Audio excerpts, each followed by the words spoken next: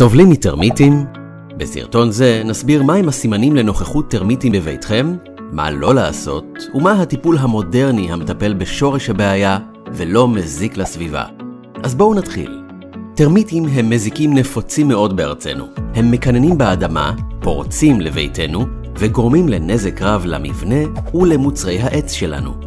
כיצד נוכל לדעת על נוכחות טרמיטים בביתנו? נבחין בתעלות בוץ על הקירות, רהיטי העץ וכו'. נקיש במשקופים וברהיטי העץ שלנו ונגלה שהם חלולים. נבחין בפירורי עץ על הרצפה בסמוך לרהיטי עץ. נראה יציאה של טרמיטים עם כנפיים מתוך המשקופים. אז מה עלינו לעשות? חשוב מאוד לא לנסות ולהתמודד עם הבעיה לבד. לא לרסס עם חומר הדברה, אירוסולים ותרסיסים למיניהם.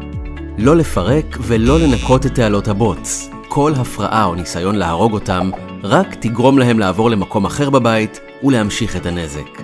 אז מה כן לעשות? קודם כל להירגע. להתקשר למדביר מוסמך שיגיע ויעריך את מצב הנגיעות ויטפל בבעיה ביסודיות בעזרת מערכת נמסיס. מערכת נמסיס הינה מערכת שמותקנת באופן יזום על ידי המדביר שהוסמך לעבוד איתה ונותנת לו יתרון ברור לנטר, לנהל וכמובן לטפל בנגיעות הטרמיטים בצורה מעמיקה ומקצועית. מערכת נמסיס מטפלת בשורש הבעיה ולא פוגעת בסביבה. חומר הפיתיון ממגנט את הטרמיטים בטעמו. ברגע שהמערכת מותקנת והטרמיטים החלו לאכול את הפיתיון, הפעילות שלהם מופחתת והנזק לבית נפסק. את הפיתיון הרעיל הטרמיטים יעבירו לקן שלהם עד שהקן כולו יושמד. השימוש במערכת נמסיס הוא שימוש מבוקר עם רעילות מופחתת מאוד לאדם ולסביבה.